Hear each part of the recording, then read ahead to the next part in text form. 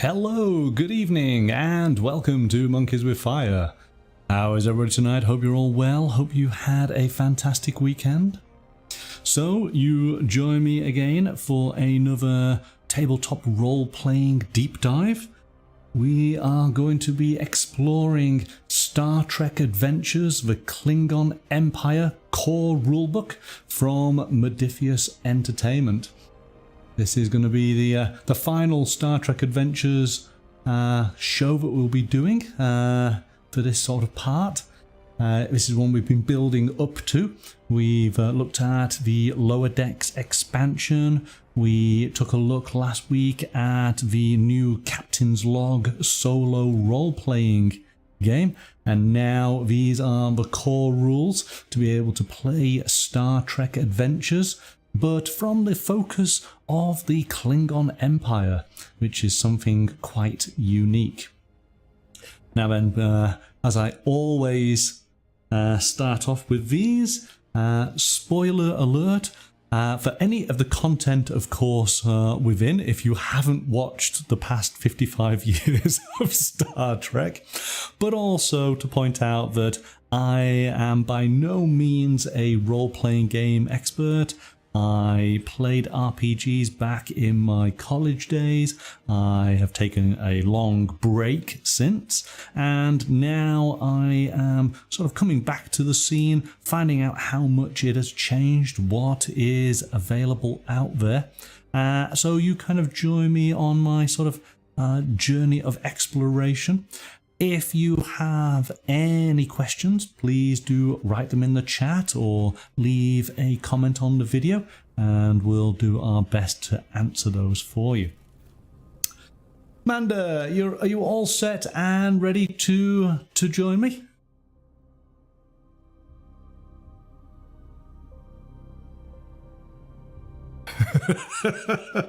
Let's do it. Okay, let's bring you on in. Good evening. Hello. Oh dear. It's fine. It's gonna be fine. Everything's fine. It's fine. It's fine. Oh God. Okay, so I think what we'll do is we'll do this in the same way that we did the Captain's Log. Let's give the viewers just a little bit of background. So I'm going to ask you the same question, but maybe things have moved on a little bit here. So what is your background in Star Trek? What we have done on this channel. Well, you've moved on considerably since the opening show that we did. So you certainly know a little bit more now, yeah? Just slightly, just very minuscule. Just very minuscule. All right, well that's fine. Yeah. From my side, as I sort of said last time, I've essentially watched everything. I just can't necessarily remember it all. But yeah, I've watched all the TV shows. I've watched all the movies. I've played actually a couple of the video games that came out. So you could say that I was a Star Trek fan. But certainly not to the point where I can start quoting actors and characters and episode names, things like that. But I have a good understanding of the universe. So let's jump to the table. I can show you what I have set out, and then we'll sort of take it from there. So here we go. What I've got here is the Star Trek Adventures Klingon Empire Games Master Toolkit, all set out here. We have a Games Master screen. We have a wonderful map of the Klingon Empire with the Romulans and the Federation in there as well. We have a little campaign which for Game Master to play with players. And then we have these really wonderful reference sheets, which we will take a look at. We'll take a look at the end of the show. We'll go through these things. We also have a set of the Klingon dice. So this, of course, is MODIPHIUS's 2d20 system. We have our 2d20s, we have some d6s, and the dice basically have the Klingon symbol as the 1 on the d20s. So that's quite cool. And I believe that they do unique dice for various positions within Starfleet, different colours for the command and for the security and for the science department. But I guess the big thing to show you here, of course, is this wonderful book. This is the collector's edition of the Klingon core rules, and hopefully you can see this is a wonderful leather-bound book with an embossed Klingon symbol and Klingon text. It is beautiful. It is really, really cool. It's very, very stylized. So thank you so much to MODIPHIUS for sending this collector's version for me to enjoy. Everything within the book is exactly the same as the normal edition. So it really is just the presentation of the cover that makes the difference here. All right. As we have become accustomed, MODIPHIUS Entertainment books are incredibly well laid out, very, very clear to read. And of course, this does have all of the theming of the Klingons within it, which is really nice. It is... Let me just get to the end here. Oh, we got about 400 pages. Yeah, about 400 pages. 392, so just shy. And you do, of course, have the map on both the inside of the book. So that's what I'm going to be looking through. We will take a look at all this wonderful kit at the end, but let's go through this book. And of course, with all of MODIPHIUS's rule systems, typically when you get the physical hardback version, you can also get the PDF. So that's what we're going to bring up and take a look at. So long as I press all the right buttons and it works fine. Yeah, there we go. And so there you go. You can see that's what the cover is like on the standard version. All right. So let's give this a go. It'll be fine.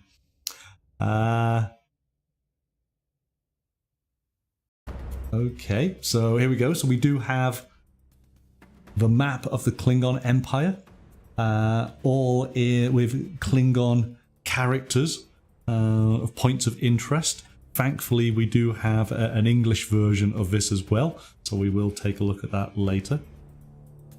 So, Mando, as far as Klingons, what do you know about Klingons? Nothing. Absolutely nothing. Nothing. But do you Nothing. do you know as much as that they are the bad guys in Star Trek? Sure. Yeah. I knew they were a race. Yeah. Actually, okay. I didn't know they were a race. I thought it was a language. Well, it is that as well. They have created a language, haven't they? I believe that you can actually go and study the language at some colleges or universities in the US. No, you can't. Oh my gosh. I believe you can. I believe you can. Oh, and wow. people have translated very prolific works of literature into full Klingon. And I'm going to say that there's probably the works of Shakespeare have been translated into Klingon. Because, of course, you cannot truly appreciate Hamlet until you've heard it in the original Klingon.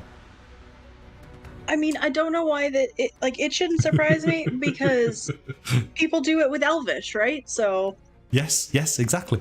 Yes. yeah, Yep, that's fine. It's totally fine. Okay. Good evening, Roger. Welcome. So, Roger, you're saying you know that they didn't have ridges on their foreheads but evolved into having them. Roger's there with a little bit of a spoiler.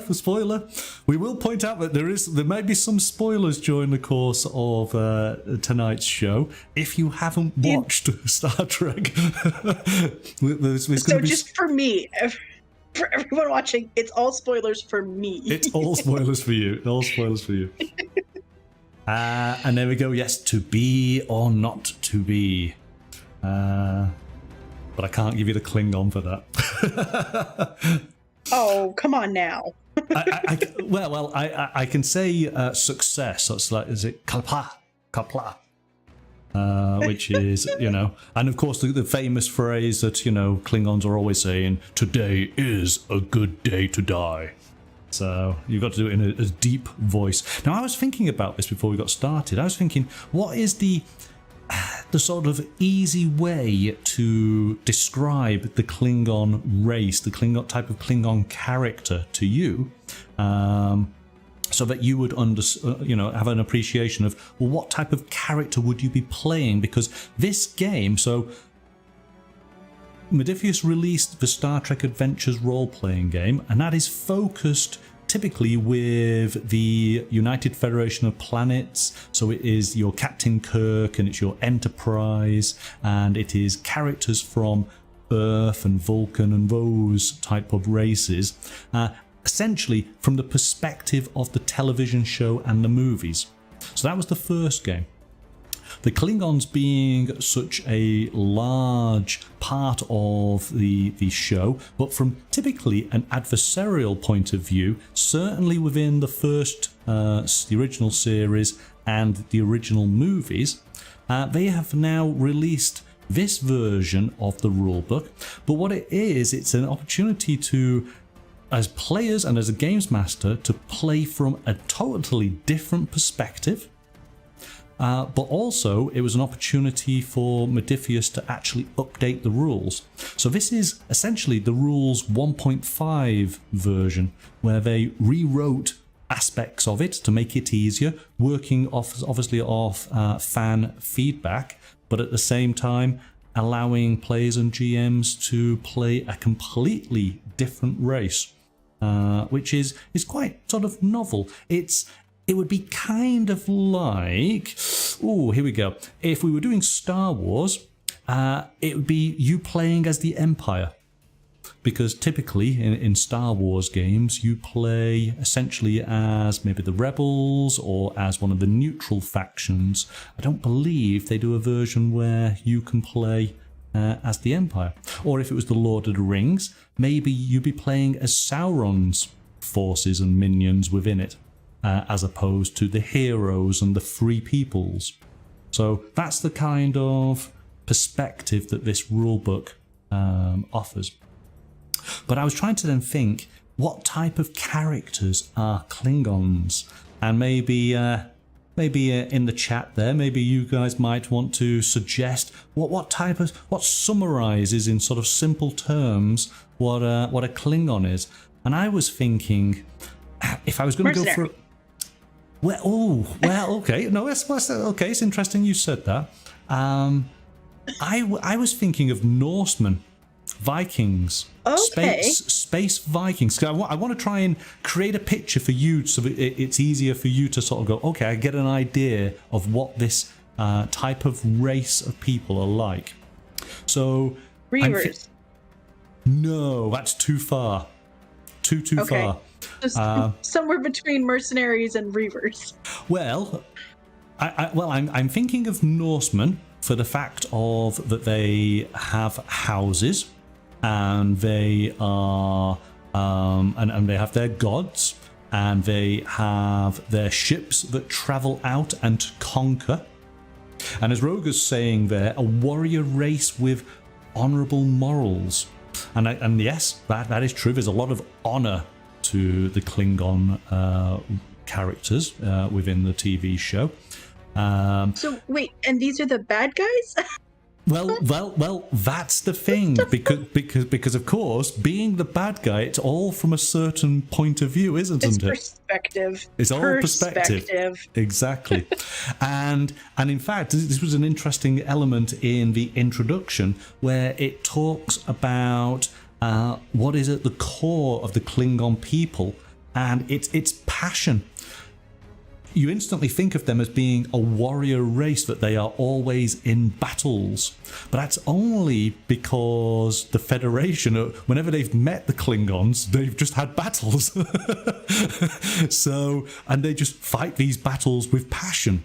But Klingons are passionate people in everything that they do. And of course, they do have a fully functional society that, of course, has to cover all aspects. They have to have teachers and doctors and scientists, but they have artisans and musicians. They just do everything with a passion, and that's the most important sort of aspect of their character.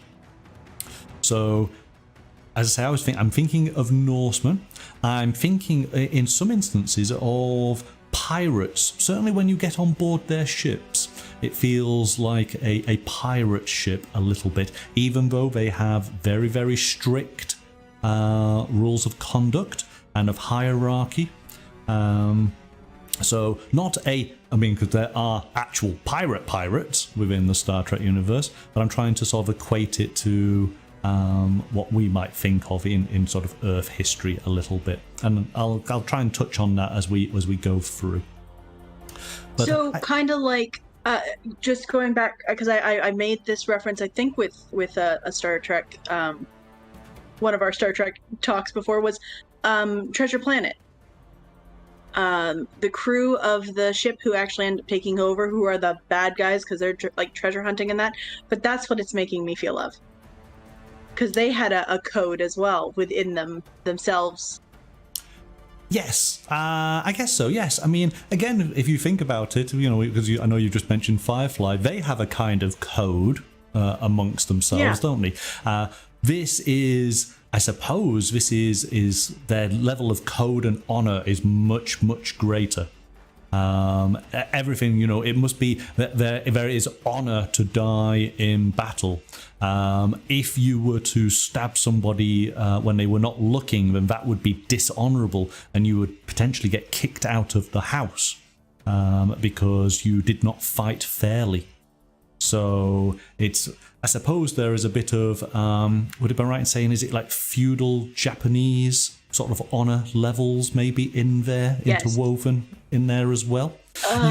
You can certainly. So they're space Viking samurais. that's what's like. That's my brain is putting that together. I would, well, maybe yes, maybe that's a good idea. Is that the honor from the Japanese code, but with the gruffness of the Norsemen. I'm thinking. I mean, again, if you equated it to Tolkien, you could say that they're kind of the orcs, but they kind of have the dwarf sort of element to them as well. So, yeah, there you go. That's giving you a bit of a pot to try and work out these different elements, and of course, it all happens in space. Which is fine. That's great. I totally understand everything. This is exactly. Great. But the thing is, and this is the interesting point, is that, of course, this is after 55 years of development through many, many TV shows, movies, a lot of books have developed the Klingon people.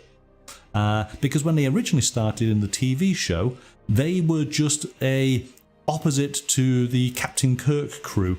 They didn't have a lot of this backstory, and a lot of this was developed in the sort of next generation TV series, which goes in onto a lot of depth about the Klingons, and so that's where a lot of this comes from. So initially they were just the adversaries. Now we have actually found that there's so much more to them, and all this information now is collated in this book. So, as we do say numerous times with role-playing games, if you're a fan of the TV show, if you like the idea of being a Klingon, this is the book for you. Even if you just spent your time sitting down and just reading through all the history, all the lore, it's an amazing read. It really is great stuff.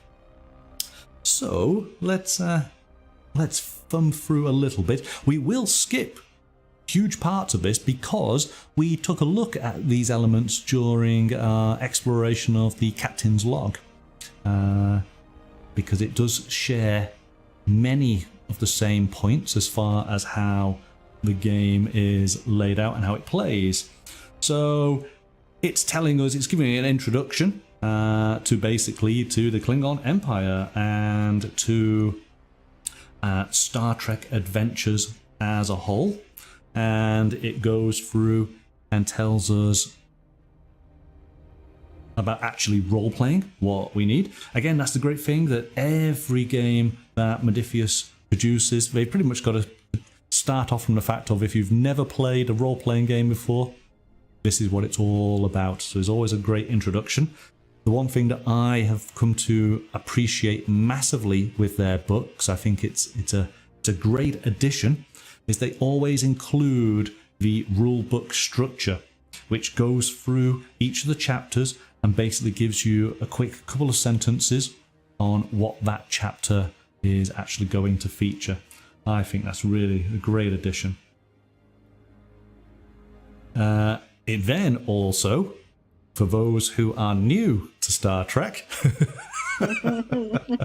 it goes through and points out classic episodes or elements within the movies that can give you that sort of that feel of, you know, what is Star Trek, and in this instance, what is Star Trek Klingons. So it mentions, here we go, Star Trek Next Generation, a whole host of key episodes to watch. Deep Space Nine Klingons feature quite heavily in as well. And then Star Trek Enterprise has some interesting episodes in that gives you some great backstory. Definitely worth watching. Okay, so we jump straight into chapter 2. And again, like with the other books that we've explored, it starts to give us a galactic overview. So we have an understanding of what the state of the galaxy is like at the time when this is set. The great thing about these rules is that you can set your game at any point within Star Trek sort of history. And that covers essentially a good maybe 300, 400 years. So there's a lot of scope, depending if you want your game to nudge up against one of the episodes or one of the movies. You can sort of pinpoint that particular era. It also goes through the various factions, first of all within the Alpha Quadrant. And there's a nice little map here of the Milky Way galaxy, breaking it up into the 4 quadrants. And you can see just down at the bottom there what a small amount of space is featured essentially in the Star Trek movies and TV shows, and of course how much is unexplored space which can potentially have any of your adventures within. There's just a lot of space out there.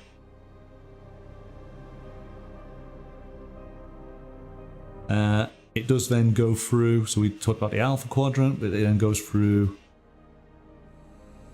Beta Quadrant, talks about other threats, and of course what's really nice is this is all written from the perspective of the Klingons. So it is the threats to the Klingon Empire, which I think is quite nice.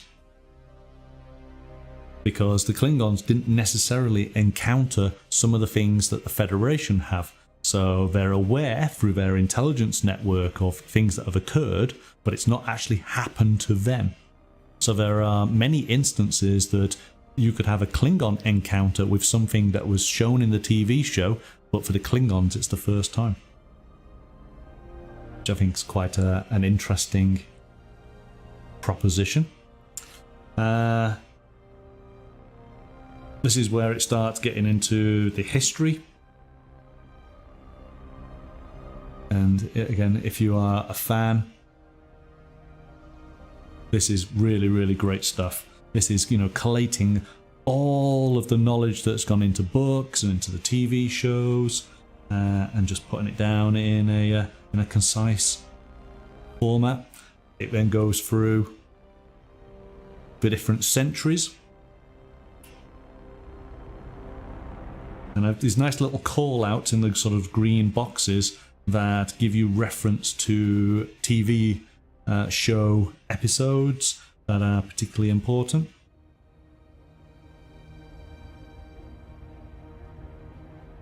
Getting into sort of the movie century, and then into the next generation, into the 24th century. And this is where there's a lot of things happening.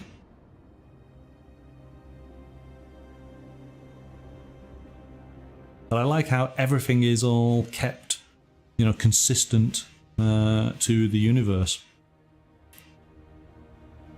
Little memos that talk about things that happened in shows, but written in a style of if it actually really happened. It's quite cool. And then, of course, the layout is nice and easy. I think that was one of the... that's Go on, sorry. doing that bit of those little memos that are like make you feel like it's in the store, like from the show. It's not just a side thing written. It helps with like immersion and stuff, especially if you know nothing. So it kind of gives you like a look into what it would be like. Yes. No, I totally agree. It's really nice. They did this in the Lower Decks supplement that we took a look at, and of course it was little log entries written by the various characters, but done in their style. So I think this is possibly something that they are moving into slightly more. Another thing that I have noticed between this version and the original Star Trek Adventures is that the original Star Trek Adventures looked as if it was a computer screen on, say, the Enterprise. So it was black pages with white and coloured text. And I believe that they received feedback on that it wasn't the best way for people to read. So they have deliberately then changed this around and got the white page with black text. So it's great that MODIPHIUS does listen to the fans, the players, the GMs, and adapts their products accordingly, which is really good. Klingon culture. So this is everything that you need to know about Klingons. So this is probably a good chapter for you to read. Rites of Ascension. Klingon pain sticks. Because why not, eh? It goes through a lot of stuff here.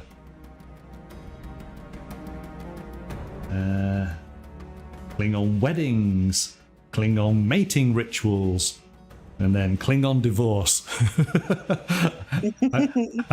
I'm sure divorce must end in somebody dying. I was gonna say, I think we have, or we had similar views on divorce, didn't we? Way back when. Way back when, yes. It then goes on to religion. And Kahless, founder of the Klingon Empire. So I think Kahless is the Klingon god. I'm pretty sure of that. And Stovakor. Stovakor is the Klingon heaven. So this is where I'm thinking of Valhalla. So Kahless is like Odin, and Stovakor is Valhalla. Okay. See, this is what I wonder. And I don't actually know. Maybe again, chat can tell me about this. But I wonder, because the Klingons did appear in the original television series, but they were more as an adversary for the Enterprise crew. I wonder if any of this sort of backstory was created at that time, or is it something that the Next Generation writers, they started to go, okay, we want the Klingons, but we need to give them more. We need to make them three-dimensional characters. And so, okay, let's give them, a god, let's give them religion, let's give them a full political structure. I guess it's, I wonder if any of that was thought of originally, because maybe they just needed a bad guy. It was a sort of 1960s show, so maybe it was a little bit simpler back then. So we do have the politics of the Empire, and this is featured heavily in the television show of the Next Generation, because there are Klingon civil wars. There is a chancellor. There is the right of succession. There, as I say, there are various houses, which are leading houses within the sort of structure of the Empire, and they are all vying for power. So, as we said right at the start, that just because we think of the Klingons maybe as a warrior race, but actually, there could be political games here. That you could be on the Klingon homeworld, and the entire campaign is about somebody trying to assassinate a head of a house, and you are, having to protect them or having to foil this attempt, which could be interesting. Though, of course, the Klingons would deal with it in their own unique, passionate way. They are not particularly they have to have more honor. The Romulans might do something slyly as a secret in the shadows assassination. I think the Klingons would just call somebody out and just kill them outright. So, do the Klingon, is there any Klingons that are good? Oh, yes. They've been referred to as a bad guy, but again, bad guy only by the perspective of the races that are in conflict with them. Let's say that. Yes. And again, because the Star Trek universe covers some 400 years, again, not to spoil too many things, but eventually the Federation do have an alliance with the Klingons. So they are no longer the bad guys. It depends in what era you decide you want to play. So there is a time when the Federation and the Klingons are in all-out war.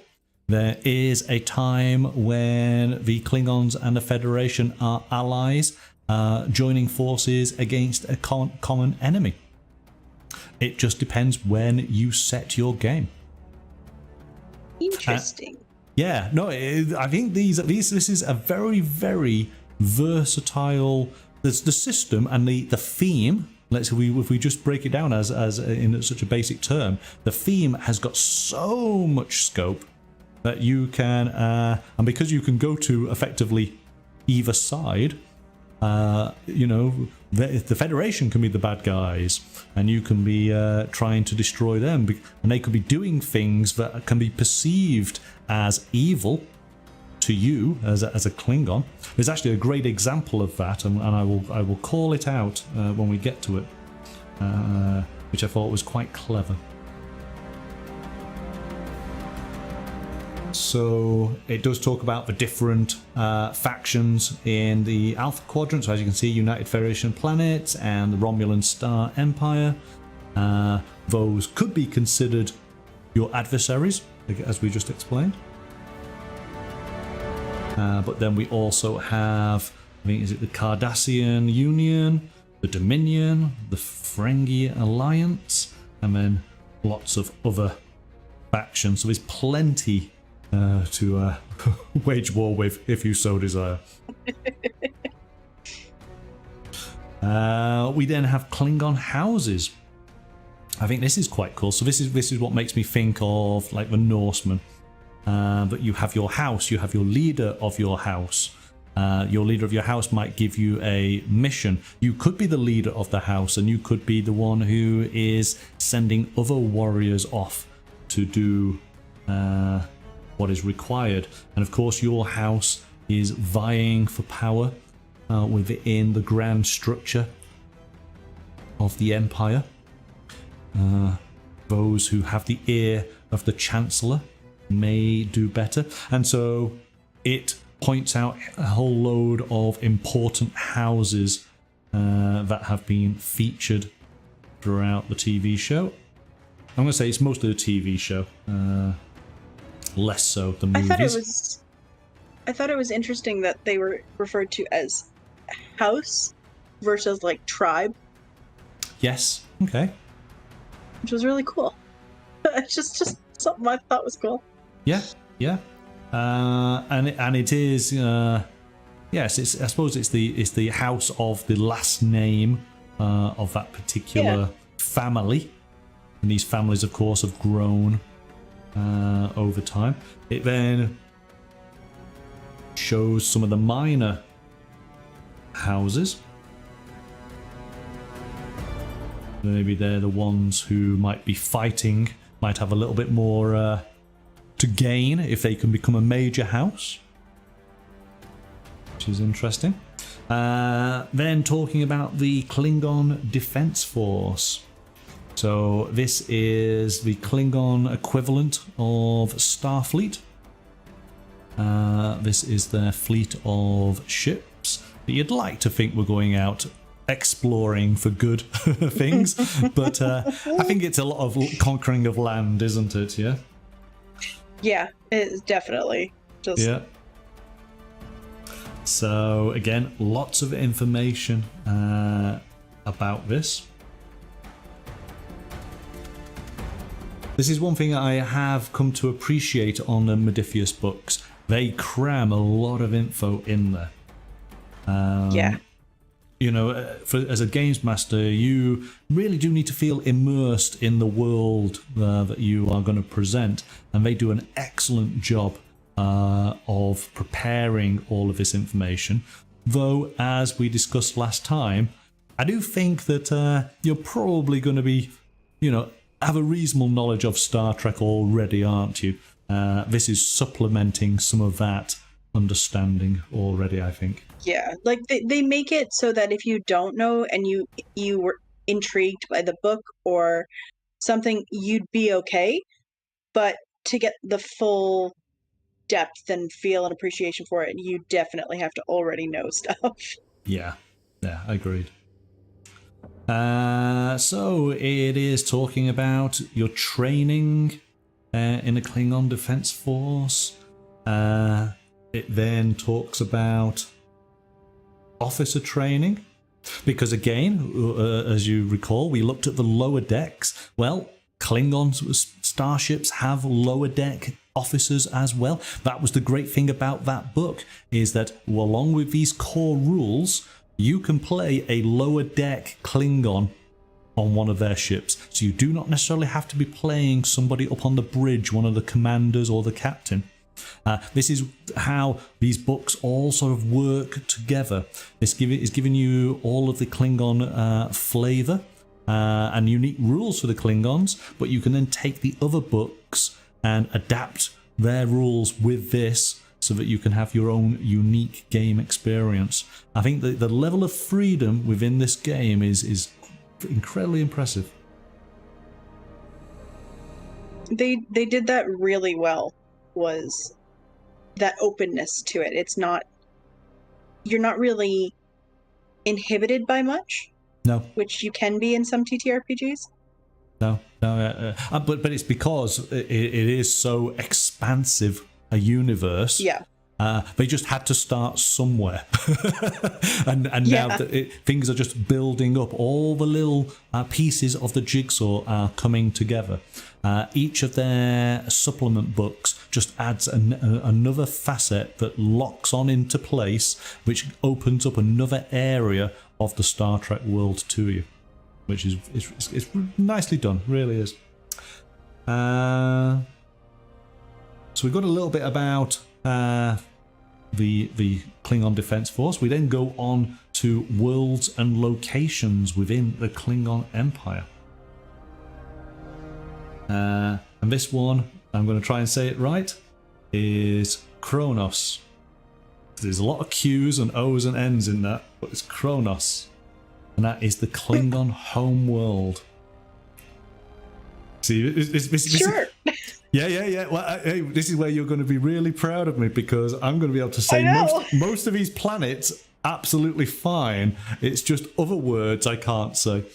So you can say all the funky words perfectly. It's normal words it's that you normal struggle with. So we have the Khitomer planet, and I'm just going off memory here. So this is where the Khitomer Accords were signed. We have Praxis, which was the Klingons' primary dilithium mining world. Dilithium is the source of energy that is used to power starships, and they overmined and it exploded, which caused obviously major issues for the people in Kronos. Well, don't do that. Well, again, so here we go. This is where we step out, and again, chat, you'll correct me if I'm wrong, but one of the awesome things about Star Trek is Star Trek reflects events in our current world, but then just transports them into the far future and allows us to sort of study and to talk about things that are happening in our world, but in a sort of safe space 300 years in the future. So if you wanted to make some sort of similarities here, the destruction of Praxis, which blew up and basically meant that the Klingon Empire could no longer support its people and had to then demilitarize and actually make friends with the Federation of Planets. That kind of echoes the accident in Chernobyl. And then that's of course, what I was going to say. I was like, that sounds familiar. Yeah. Okay. Well, then there you go. So you can make those loose connections of the Starfleet being the US, Klingons being would it be the Soviet Union at the time? I think it would be, wouldn't it? Obviously the collapse of the Berlin Wall. Peace treaties being sort of signed, which of course then is all Star Trek 6 movie because it's of that time. That's when the movie came out. That's the story that they told. Which you will find that in many of the Star Trek episodes, they will pull elements from real world, either history or current affairs of that time, and create their stories out of them.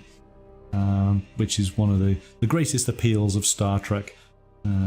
It's not just pew pew pew, which is good. Pew pew pew. Oh, too fast. There we go. We have Rorapente, which is the ice prison world. See, I'm awesome with Klingon home worlds. This is a cool one. I'll ask chat. we've got these little, we've already highlighted these call-outs in the green text boxes, but this is a call-out. A Klingon warship receives a emergency transmission from the SS Botany Bay. So if you know any relevance to the Botany Bay, but basically the Klingon Commander Kang, essentially just said he gave him a proverb of Morlor in Klingon, to which he translated, "Revenge is a dish that is best served cold."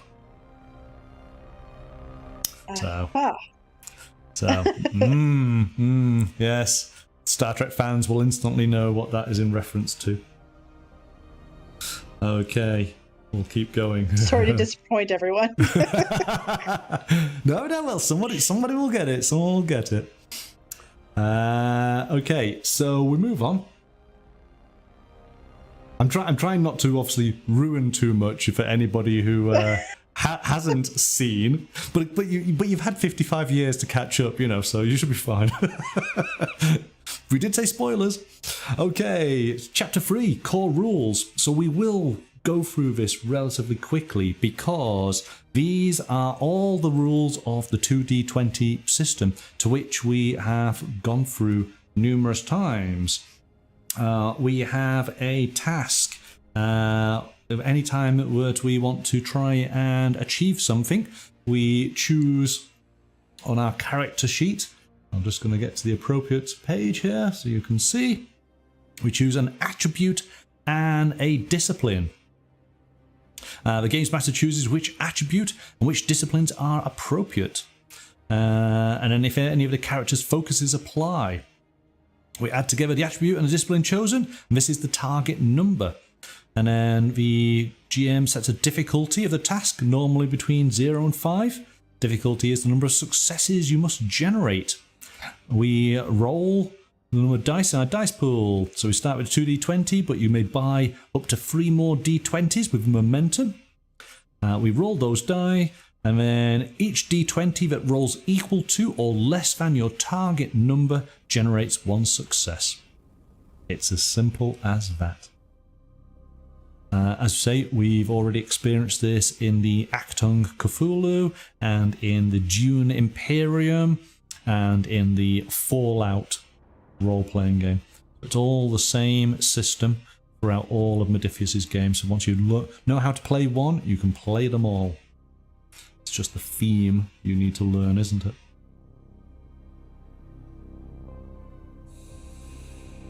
That's the nice thing, because then if you're interested in several of them, you don't have to learn a different system for each one. Yeah. Yeah, no, it is. There is obviously some slight tweaks, obviously as you play, but the essence is exactly the same. So here we go.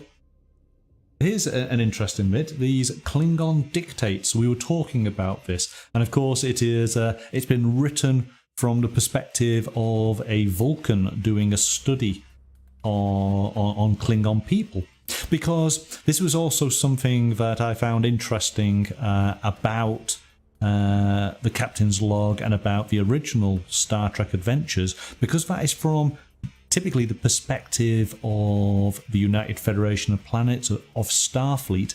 There's a certain way that a Starfleet officer would actually deal with a situation. And I always find this interesting, having played a couple of Star Trek adventure games in the past, that as players, you've kind of got to undo some of your play style, because you will find very quickly that you are not Starfleet material.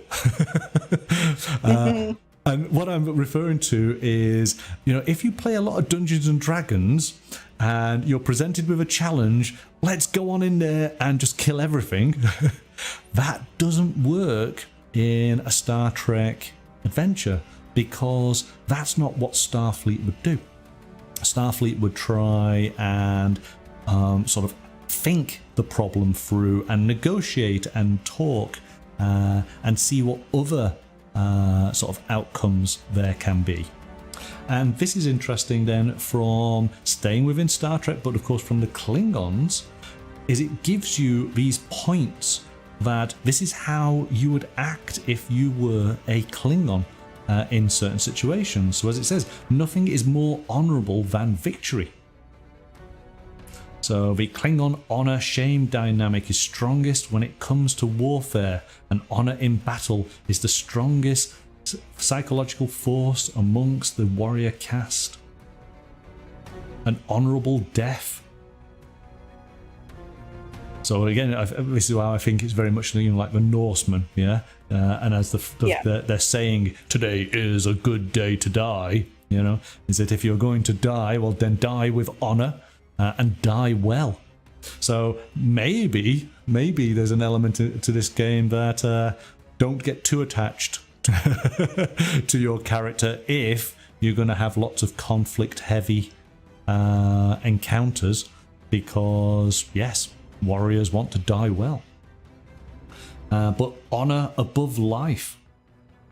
Fundamental belief in honour as the paramount directive guiding Klingon society is placed above the life of the individual citizen in the Empire. Blood binds deeds. No retreat, no surrender. And challenge the dishonour of others.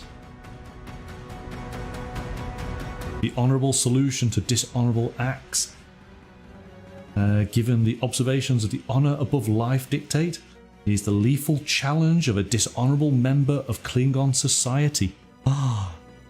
So there you go. If somebody does something dishonourable, you can call them out and just, I will kill you where you stand. Yes. Brilliant.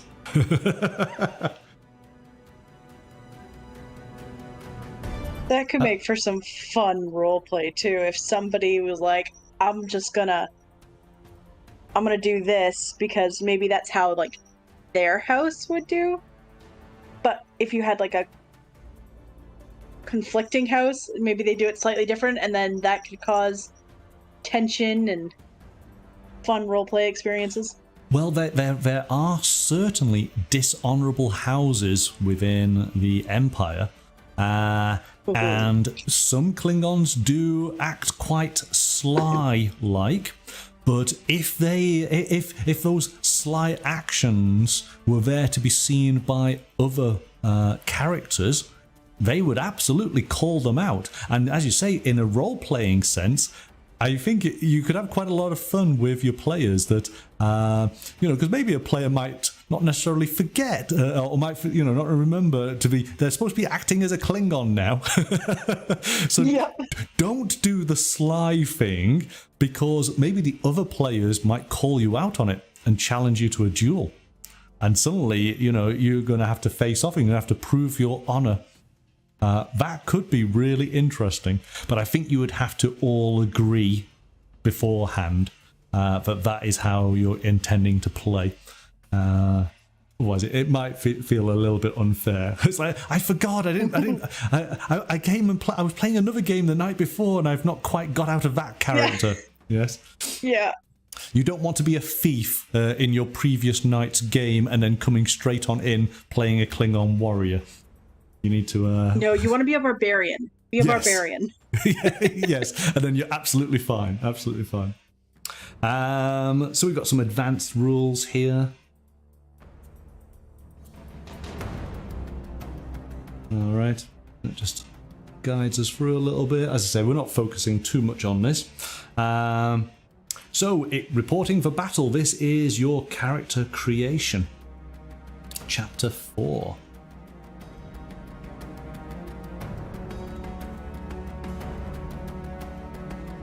Just go through, and again this follows the similar flow as to creating characters in other 2D20 systems, but also in the captain's log that we just took a look at, and it does offer the two styles of being able to create your character. Either you can sit down and go through it, putting your character together, all of the information all in one go, or you can fast track a character and then develop them as you play through games, which I really like. I think what I will end up doing is I'm going to try both styles and see which I prefer. But again, the key attributes and values, these are all very similar to what was in the captain's log. Obviously their values changed for being a different race that is physically stronger than humans. So you got your attributes, your focuses, your talents. So here we go, life path creation.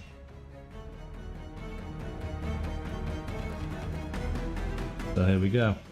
And as it says right at the top here of the flowchart, step 1, choose your character's species. So even though this rule book is set up for being for the Klingons, if you have other rule books that include character descriptions and their core attributes, you can just plug them straight on in. So you could still use this book along with one of the other books that maybe details the Ferengi or the Borg or the Vulcans, and you can use this and you can go through the process and actually create your character still using this book, which is really good. But essentially there's just 7 steps going through. We'll do something like this. Now, here we go. I'm just gonna show these two. I'm not going to focus in on this too much, because we have the Klingon, and then we have Klingon Quecha. Let's say that. Kucha. Oh, careful there. Yeah. Quecha. We'll go with Quecha. Maybe that's safer. Well, look, you have a go. It's a Quucha. Nope. No? Nope. You're not going to go for it? Yeah. No. But anyway, fans of the show will recognize these 2 different styles of Klingon. They are both Klingons. Somebody spell it phonetically for us. Yes. Well, yeah. It doesn't. Does it actually say? No. It just jumps straight on in.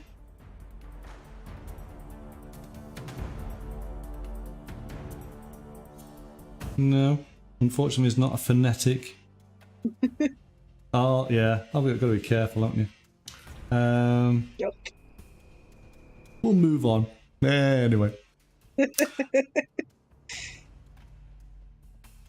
Okay. Continue creating your character. Deciding whether you're going to be on a spaceship or a space station, or a species world, or a frontier colony. I think this is quite cool. Make sure I'm on the right page. Here we go. Role-playing in the 23rd century or in the 24th. So again, as we spoke about, depending on which era you are playing in will determine what type of Klingon you might be and how you might role-play them, because they are different depending on the era. I thought that's quite cool. Then there are different castes, whether you want to be a warrior, a merchant, scientific, agriculture, artistic, academic. So what type of Klingon would you be? Oh gosh, the clueless kind. I think that's really interesting. Yeah, Because I mean, this is the point: is that it is a fully functional society. You've got to have all these things, but you instantly think warrior. Everyone's going to be a warrior, but no, we've got agricultural Klingons, because of course someone's got to make the food, grow the crops. Yeah. I want to be an artistic one. An artistic one, yeah. So here we go. Your life was filled with art and creativities of all kinds. You've been exposed to great works not only of the Empire's storied history, but also of other cultures. Different forms of art are appreciated to different degrees amongst Klingons, but the performing arts are especially beloved. Many warriors fancy themselves as poets or playwrights. Okay. In the manner of William I can't say the last word because it's Q's and P's, but it's William Shakespeare, who possibly might have been a Klingon. When recounting a glorious victory, and the Klingon opera is known and studied across the Alpha and Beta Quadrants. Gosh, could you do some Klingon opera while you're role-playing? You just have to stay in character. I mean, I'd have to learn the language first. Well, there is plenty of resources for that online. We got training. So whether you are going to be as a commanding officer or as a technical officer, enlisted warrior, labourer, and then your career. We touched upon this a little bit before, didn't we? So either a young warrior or an experienced or a veteran, depending on how long you have been. And then giving you some career events. She's a nice interesting little table here of some things that may have happened in your career. You took part in a glorious battle.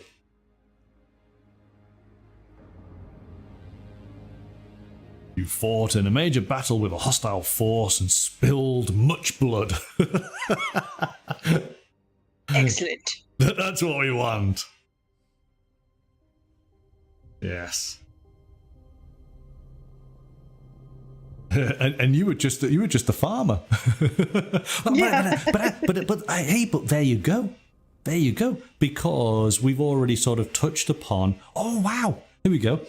So maybe there's an entire story, and as opposed to, well, maybe it's the 7 Klingons, the 7 Klingon farmers of Kronos. Oh gosh. Yeah. So basically, you get these get hired to defend a village of farmers. Have to teach a load of farmers how to fight. 7 Klingon warriors, something like that. You obviously know what I'm trying to do there, yeah? Yeah. So that'd actually be a cool little scenario.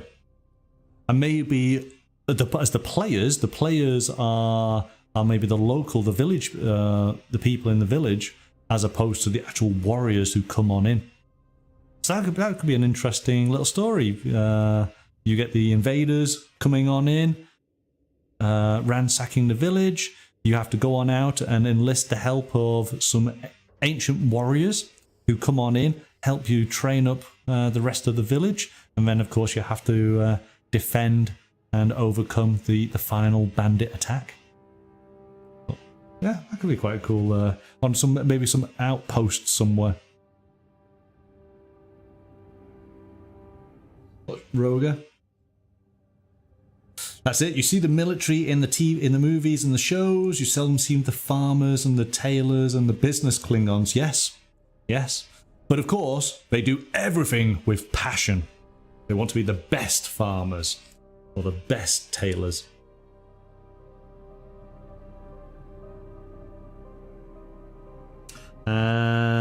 Goes through here and actually does talk about a little bit about all the different roles, ranks and roles, commanding officers, first and second and third officers, the surgeon, the ship's cook. This is something that when I was reading about this is what made me think of pirate ships. that it goes down to the detail of the ship's cook. I thought that was quite interesting. And it does actually go into more detail on that particular role. We then have all of the different talents that your characters can have depending on whether they command or con, engineering, security. Again, a lot of these will be familiar from the captain's logbook that we looked at, and of course the standard Federation version of the rules. And then, as I said, there's the creation in play style of creating your character. So it's a lot faster in creating your character, and you basically build it up during the course of playing your missions and your campaigns. It then jumps to creating supporting characters. Of course, we need plenty of those. So you can quickly roll up some NPCs. And then the development of your character. When you reach various milestones, when the GM awards you points so that you are able to level up.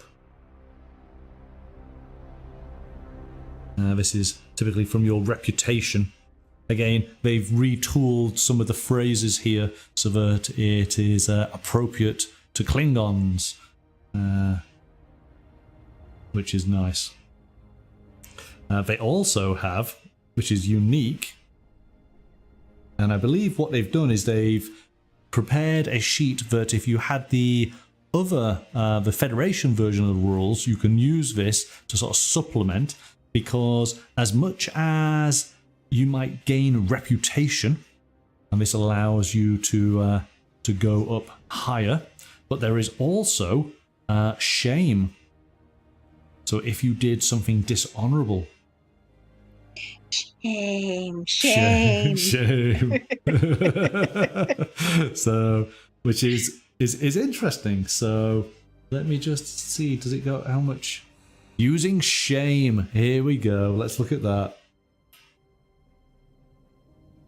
You suffer shame when you are deemed to have acted dishonorably, and it can drive a Klingon to great lengths to see it expunged.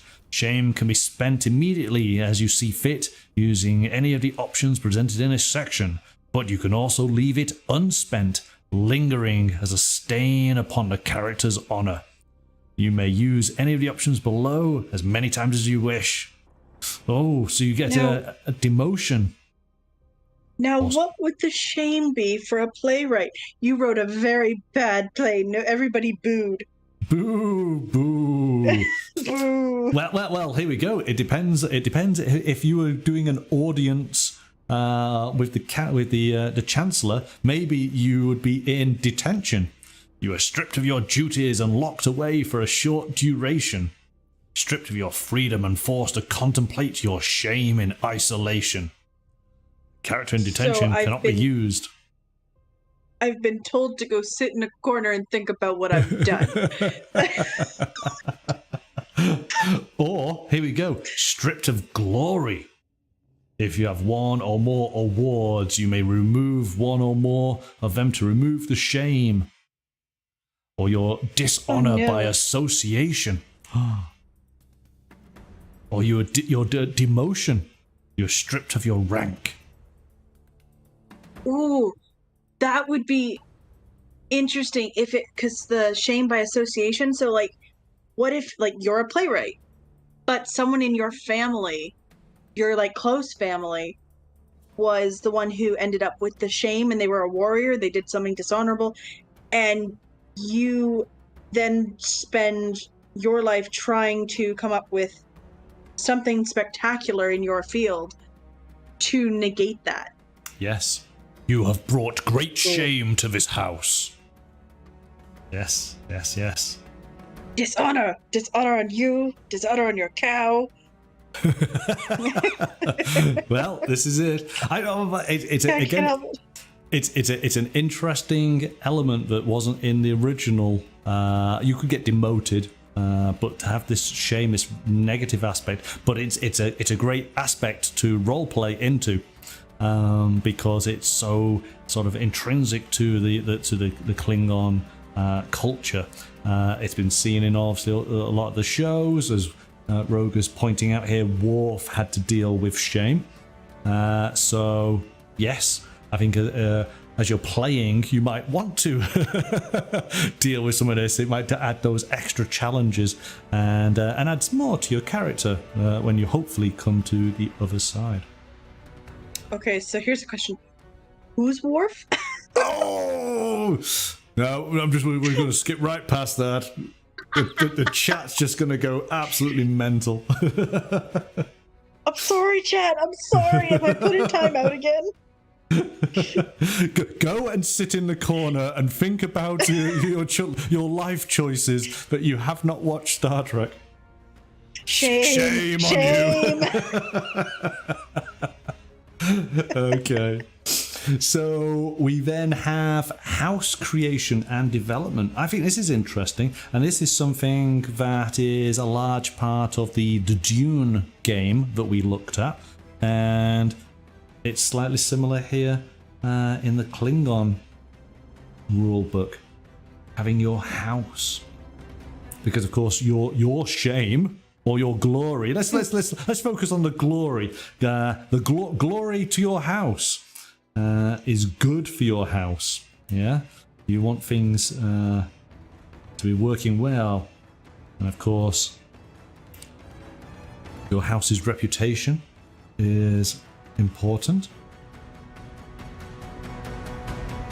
So I think this is an interesting aspect.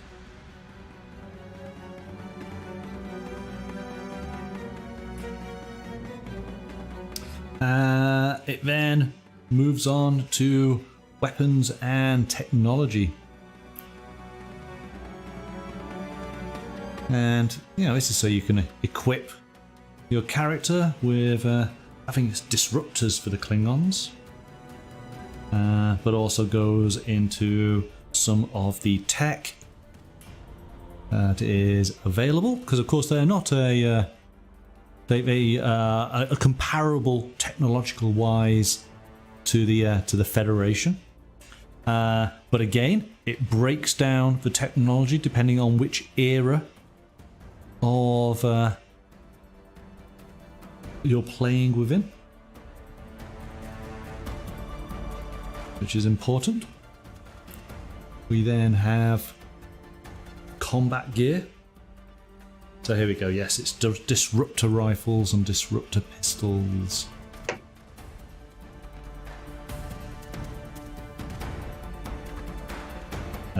And of course, the Batlef,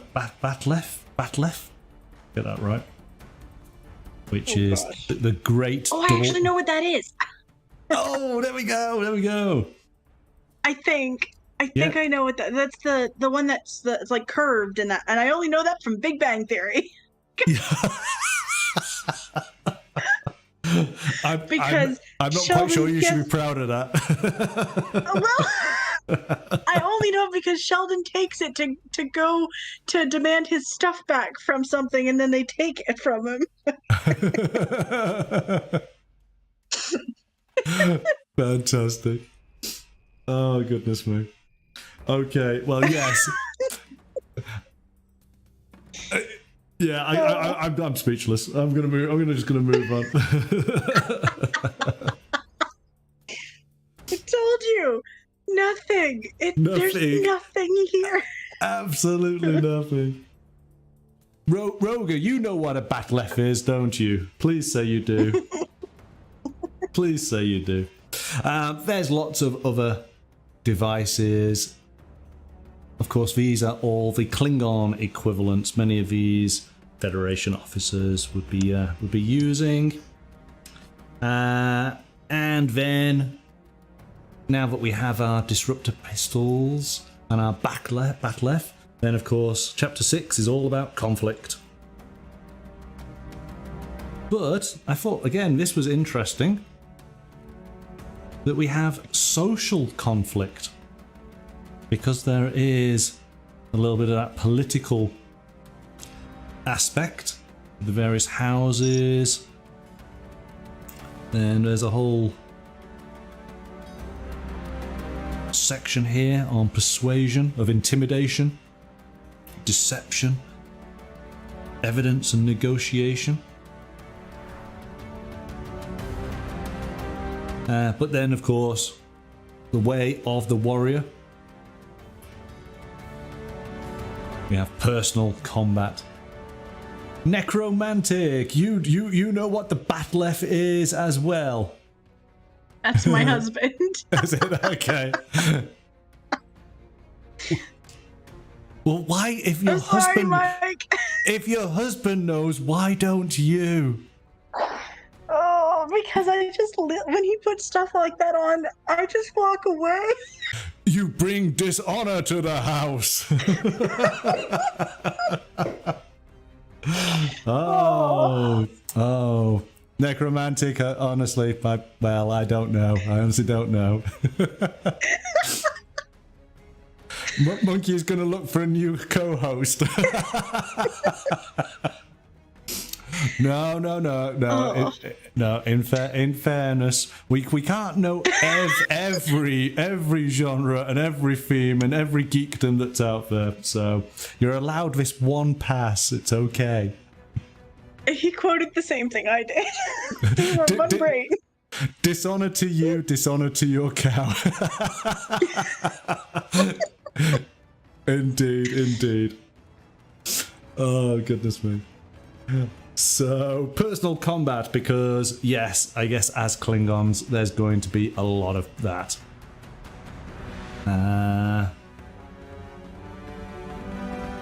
it goes through all the rules here on how you achieve it. We've got, obviously, our ranged combat. We then have our melee combat as well. And stresses and injuries. And again, much of this is as we've experienced in the other games, just done slightly for Klingons. So, chapter 7, it's all about starships. So, looking a little bit closer now as to what life is like on board a Klingon starship. And I think this is, again, another great opportunity for role-playing. Because unlike a Federation starship where you are assigned a rank and you can apply to upgrade your rank based on your achievements, based on your skills, things are done slightly differently on a Klingon ship. Basically, if you feel that your next in command is weak, then you can challenge them for a fight, and if you win, you take their rank. Because it is a little bit of, I suppose, survival of the fittest on board ship. I think this is a great mechanic that either the players can enjoy engaging with, or the GM can create this sort of tension within the crew, because if somebody is not quite making good decisions during the course of the game, then maybe that lieutenant who is looking over their shoulder, maybe he just draws a knife and just, challenges you right there and then on the bridge, and you've got to fight them. This will teach you for making poor choices. So I think that could be a lot of fun. What do you think? Do you think you could deal with constantly having to look over your shoulder? Oh, they'd come at me, I'd be like, here you go. Here you go, it's yours. Yes, but there is no, I'm just giving up. It's a fight to the death. But here's the thing, that would disarm them, because they'd be like, what? And then I would strike. No, no, that'd be dishonorable.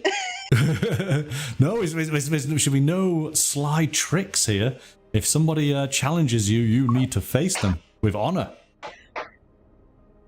That's facing it with honor for an artist. Don't come at me. I am playing a part. So we have our ship roles of our captain, first officer, and then we have the second and third officers. So I think this is where there might be a little bit of squabbling, because of course second and third are always going to want to elevate themselves to first, and the first is always going to want to elevate themselves to captain. So I think there's a lot of fun there. And then, as I said before, the ship's cook is an important element. They're considered the most important Klingon on the ship, as meals are a communal affair and bring up the morale of the entire crew. So there you go, you could actually roleplay as the ship's cook. And again, this is what made me think of pirate sort of ships a little bit. Certainly in this sort of setting. And then it's the ship's surgeon. While a Klingon's honor demands they die an honourable death, no Klingon throws away their life needlessly. And so if they can serve the Empire, even though they have suffered an injury, it's down to the ship's surgeon to patch them back up and get them ready for combat. But I like how that would just be hacking off a limb, wouldn't it? I was just going to say, that feels more like it's like a hack and slash surgeon than yes. You might get in somewhere else. Yeah. Starfleet doctors is a woo, woo, woo, woo, woo, woo, woo, and it's everything's healed. Klingon surgeons, no, let's just hack a limb off, give you something else, or put an eye patch on. Good to go. Away, go back into the fight. I feel like you could moonlight as a butcher. That's what it is. Well, ship surgeon stroke cook, depending on what's required at the time, yes? Oh, no. But probably accurate. Yes, not too far off.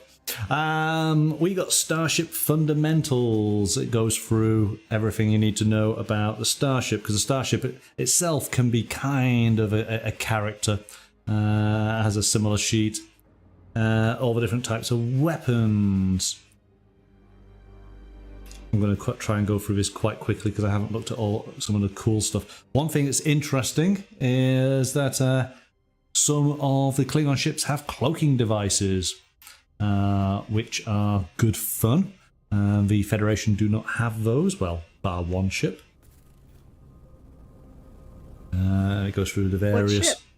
Oh, I'm sorry, chat. I'm sorry. Don't really know. The Defiant has a cloaking device. But it's the... Oh, let me get this right. Is it the Treaty of Alderaan? Basically, there is, in Star Trek history, there was a treaty, and it forbade the Federation from having cloaking devices. But the Klingons have them, and the Romulans have them, so it doesn't seem particularly fair. I don't quite know what the terms were. Yeah, it makes me question now, why is that treaty in place? Because everybody else has them, but the Federation doesn't. Seems a bit unfair. I mean, and that doesn't seem more like a treaty so much, because it's like, you're the only ones we don't trust. You're really the bad guys. Yeah. This is something else. I'm just going to get to it. There we go. Boarding actions. I think this would be quite interesting. Again, leaning into that sort of pirate sort of theme of it, that Klingons, because certainly if you're playing warriors on board a starship, they might disable a enemy ship and decide, let's take this hand to hand. Let's get on over there, do our boarding tubes, and fight to gain our prize. So I think that's fun in a different way. Something that typically would not happen on a Federation ship, but for the Klingons, yeah, let's do it. Federation found that the power consumption and lack of shields was not a good trade-off for cloaking ability. But then why does everybody else think it is a good trade-off? Yeah. I'm gonna have to look into that now. and look into the treaty. So we got more info all about Starship combat momentum spends, and giving us some examples. And then ultimately we can create our own starships. But it does now start to give us the space frames for the various Klingon ships. Some of these are sort of recognizable from the show or from the movies. This picture there is for one of the Bird of Preys, which seems to be quite a popular one. They recently released a source book that went into great detail on all of the Federation starships. So hopefully at some point they do something similar for the Klingons. Because these are sort of slightly cut down versions, just giving you a little bit of information.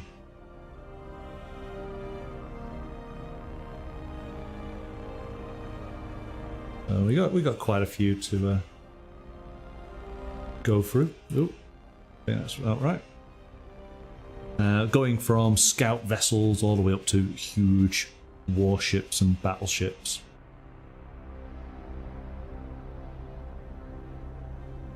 And then it does, hopefully, it goes through and details some of the ships that might be found, that might be enemy ships. Also, I mean, it says it's showing there a Klingon starbase. Gives a little bit of details there. Talks a little bit about then Klingon colonies, different classes of worlds.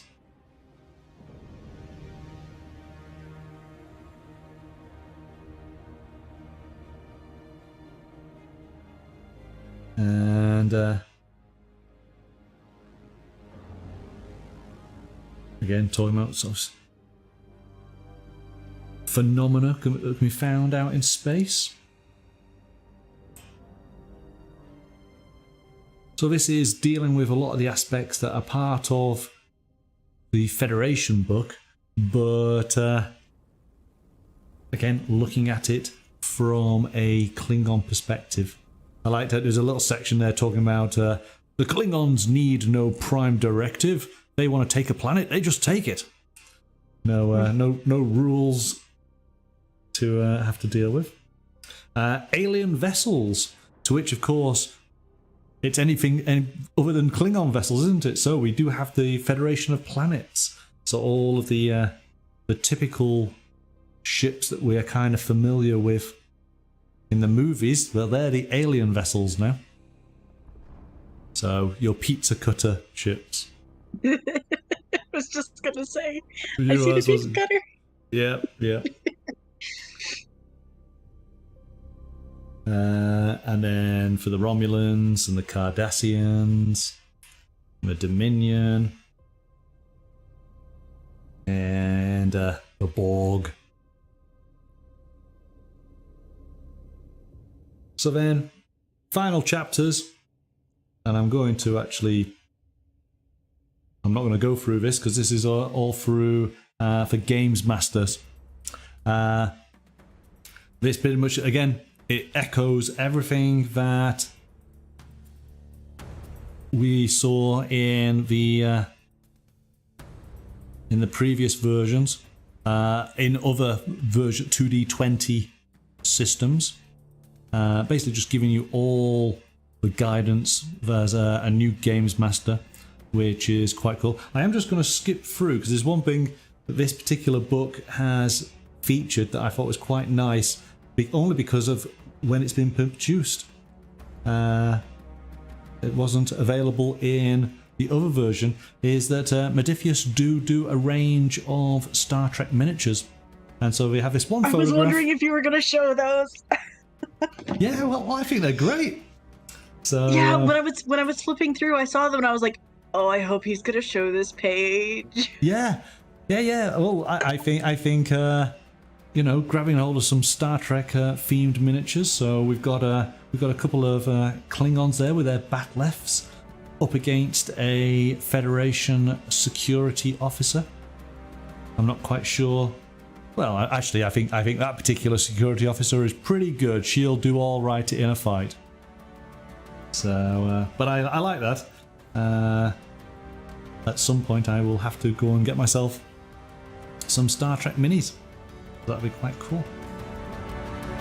All right. So what we'll do then is we'll just finish off. We'll go back to the table.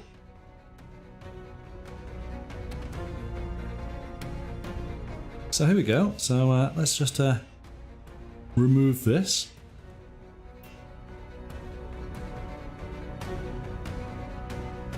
So what do we have? We have some dice. I just want to show you those.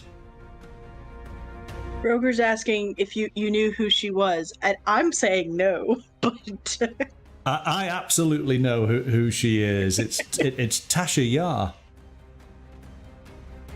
Or that's how she's been painted up as, but I believe it is the Tasha Yar miniature. So she's the security chief on the Enterprise.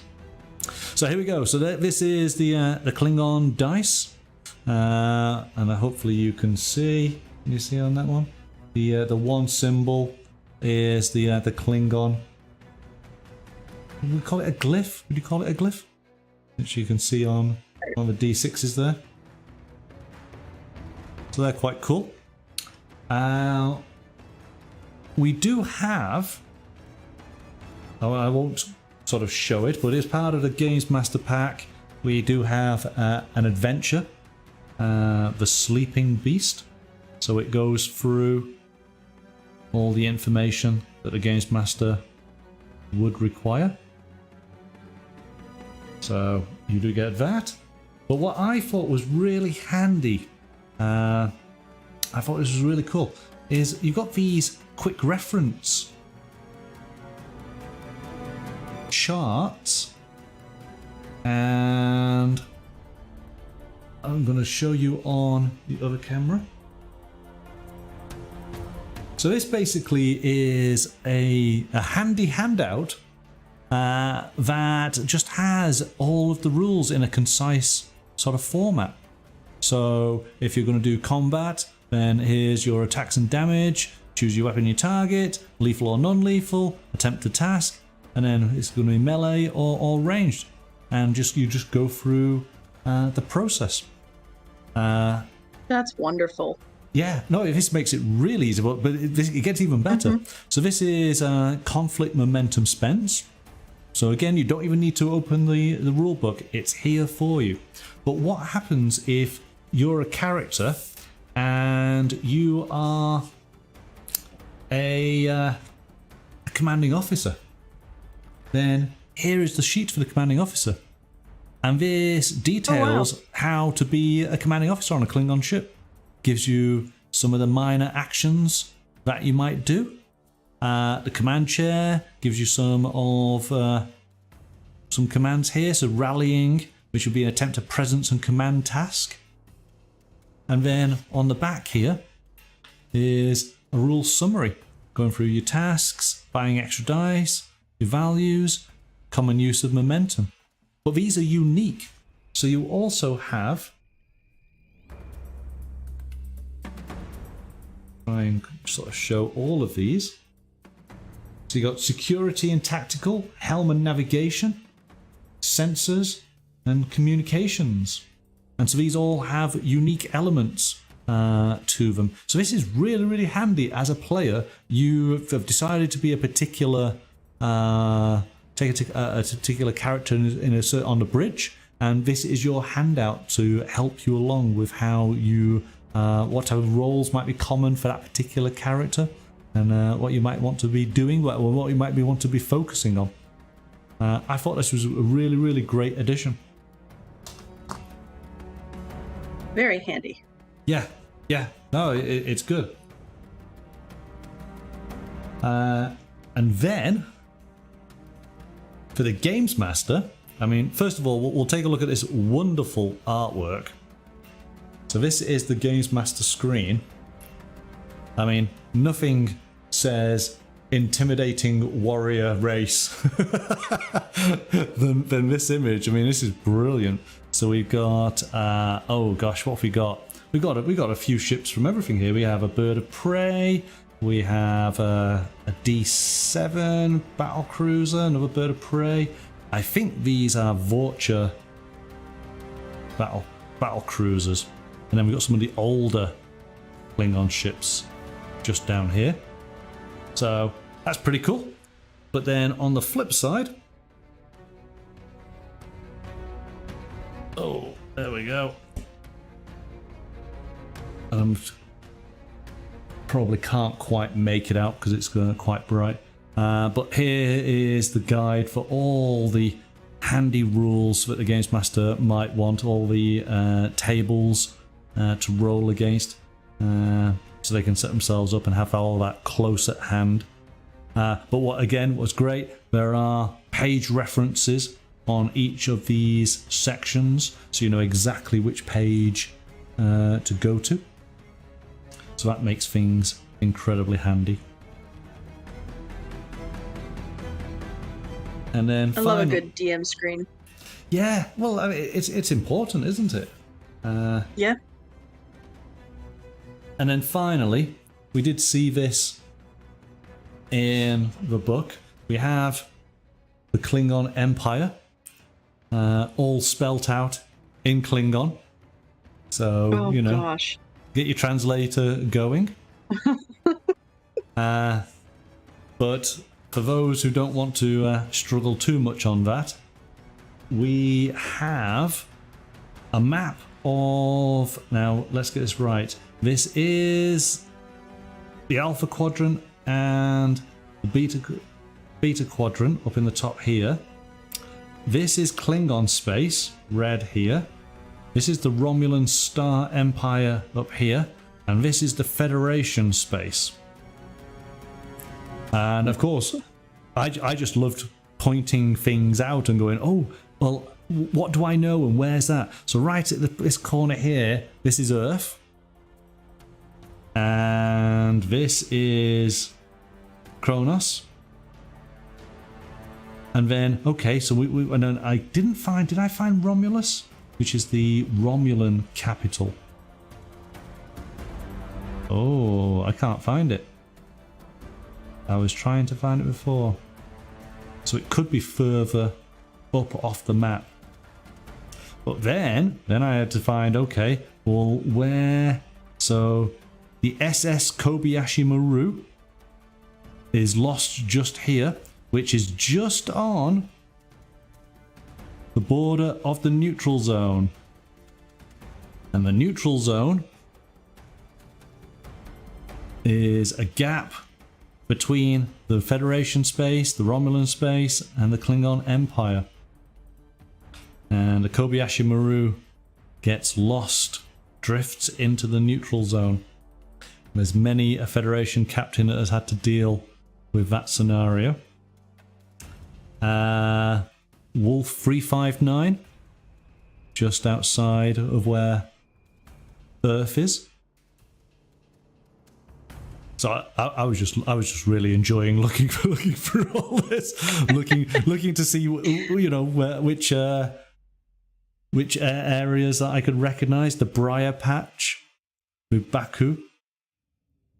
So again, fans will know the relevance of that. And actually, where is Deep Space K7?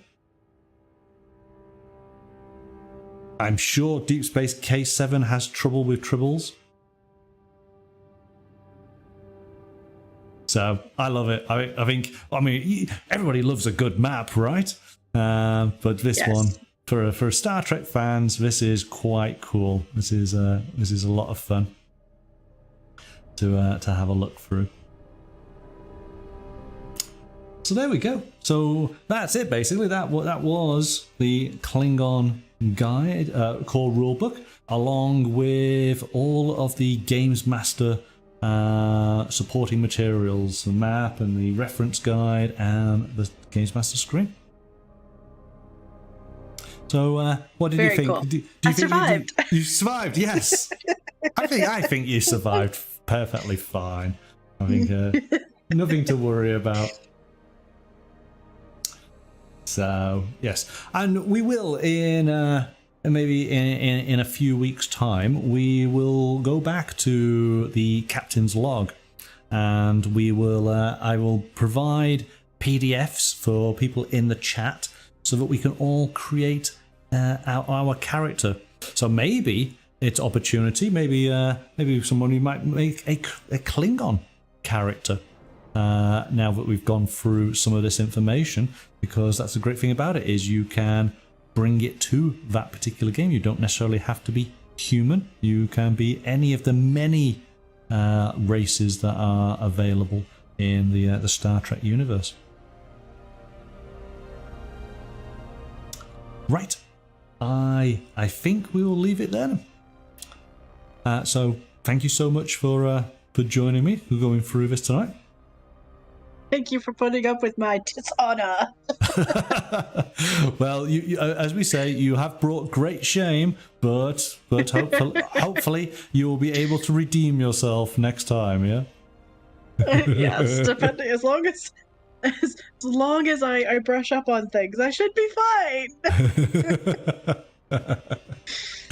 Yeah, well, we will have a different role-playing game for next time. Something, actually, well, here we go. Maybe our next game will have no theme whatsoever. There you go.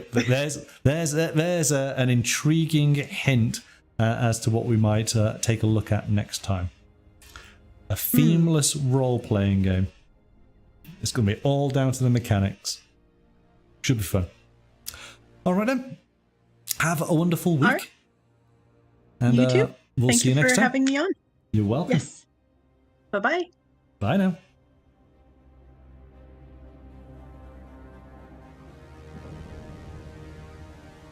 Okay, so there we go. Thanks to Manda for bringing great shame to her house as we took a look through Star Trek Adventures, the Klingon Empire core rulebook. Very much enjoyed that. I hope you guys did as well. Hopefully it's inspired you to want to play as a Klingon. I think you could have a lot of fun doing so. We do have a tabletop game on Thursday, and all being well, we'll be doing a little bit of painting tomorrow night. So I do hope that you'll be able to join me for either of those this week. But until next time, bye for now.